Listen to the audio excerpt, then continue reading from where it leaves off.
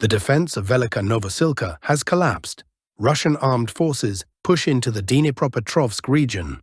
Hello, these are the war updates for January 17, 2025. Let's start with the Chasiv Yar direction.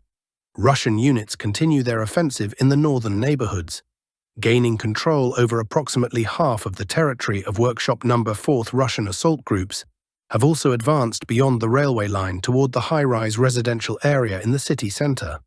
Additionally, according to pro-Ukrainian sources, the Ukrainian Armed Forces, AFU, maintain a presence at the refractory plant, but only in a few buildings along Myra Street. The Novaya neighborhood has been completely abandoned by Ukrainian units to avoid encirclement. Toretsk direction. Russian forces have made significant progress beyond Toretsk's administrative boundary in the northern part, advancing toward the road that connects Highway T-0516, running from Kostiantynivka, with the Toretsk mine. This information is corroborated by footage published by the Ukrainian side showing FPV drones attacking forward Russian positions. The Russian forces aim to sever the main supply route for the AFU garrison defending the mine area. Pokrovsk direction. On the right flank, Russian forces expanded their control northwest of Vozdvizhenka, taking several Ukrainian positions and trenches, moving close to the western outskirts of Vodiane-Druhe. Simultaneously, near the southern borders of Pokrovsk, Russian assault groups advanced into the western part of the Zverevo settlement. This information is supported by Ukrainian published footage showing FPV drone attacks on forward Russian positions. Russian units have also taken control of a single-story residential area along the T-0406 highway on the southern outskirts of Kotlin. Additionally, fighting has begun for the neighboring settlement of Udakne, where Russian forward groups are reportedly present on the eastern outskirts. Further south, Russian forces west of Solon have advanced toward Novosahivka. According to separate sources, Ukrainian units have regained control of the western part of Uspenivka, although this remains unconfirmed on the ground. An interesting development is a post by pro-Ukrainian propagandist Yuri Butusov, calling for the immediate dismissal of generals responsible for the Donetsk direction, citing a loss of control over troops and the situation in Pokrovsk and Velyka Novosilka. Kurakhove direction. On the northern flank, no visible changes have been reported, with ongoing battles against Ukrainian forces for the trench system protecting Andriivka from the north. On the eastern flank, some sources report that Russian assault groups have reached the eastern outskirts of Dakna and secured a few buildings, though no ground confirmations exist. On the southern flank, Russian forces have reportedly taken control of a wastewater treatment facility northeast of Yantan and continue advancing westward along the left bank of the Suki Yali River. Southern Donetsk direction. Russian troops have advanced about 3 kilometers across the fields toward the southern boundary of Rozliv.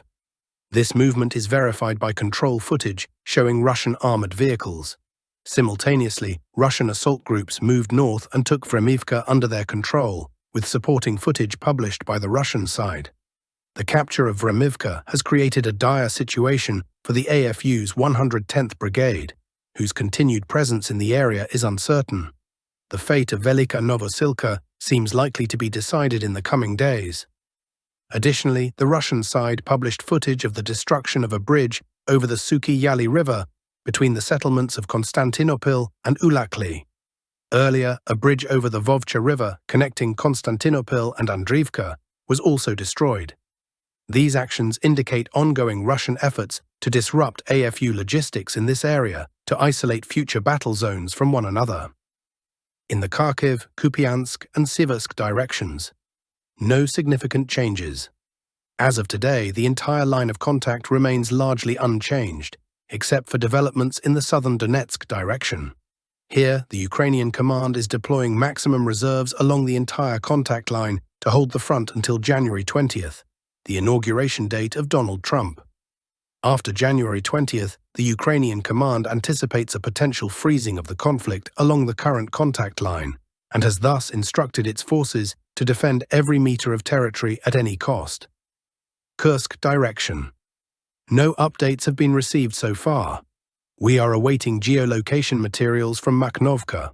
Recently, reports from both Russian and Ukrainian sides suggested that Makhnovka had come under Russian control, but visual confirmation is still lacking.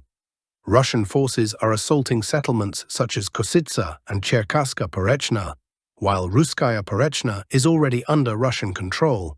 Russian troops are also attempting to storm the settlement of Pohrebki, but face stiff resistance due to significant Ukrainian reserves in the area, allowing Ukrainian forces to maintain control over the settlement. The agglomeration of Pohrebki, Nova Sorochnina, Stara Sorochnina, Mykolaiivka, and Viktorivka remains under Ukrainian control. Overall, no significant changes have been observed in this direction. Kupiansk direction. Positional fighting continues. The Ukrainian army is withstanding all attacks in this sector, and Russian forces are employing FAB-3000 aerial bombs against Ukrainian positions. Today, geolocation footage emerged showing a strike on Ukrainian military positions in this area. However, there are no significant changes on the map. Ukrainian forces continue to hold Bohuslavka, Nova Kruhlyakivka, and Zeleny High, with the front line remaining stable. Regarding the settlement of Terny, the Russian Ministry of Defense announced several days ago that it had come under Russian control, but no geolocation or video confirmation has been provided so far. Siversk direction. This area has seen no changes for a long time. Chasiv Yar direction. There are some updates from this sector. Russian forces are reportedly fighting for high-rise buildings in the private housing sector, where Ukrainian troops have established a new defensive line after losing the refractory plant. Russian forces are no longer assaulting head-on, but are flanking these positions, forcing Ukrainian troops to withdraw. The current control map indicates that the southern residential areas are now under Russian control, and Russian forces are encircling Ukrainian troops, pressuring them to abandon this fortified zone. The situation in this direction will likely develop further in the coming days. Kurakhove direction. Russian forces are attacking the settlement of Ulakli after bypassing Dakhny from the south. Today, geolocation footage confirmed that Russian FAB-3000 aviation destroyed a bridge used to supply Ulakli and Dakhny. These settlements are now cut off from resupply due to the destruction of bridges over the Vovcha River to the north of Ulakli and the Suki Yali River to the west and south. Russian troops recently took control of Yantarn and have advanced along the Suki Yali River to Ulakli, initiating an assault on the settlement. Although no significant changes have occurred yet, if Russian forces capture Ulakli and take control of the supply road, they could link up with troops from Shevchenko and Zelenivka, creating an encirclement and potentially clearing this pocket. This concludes today's updates for this area.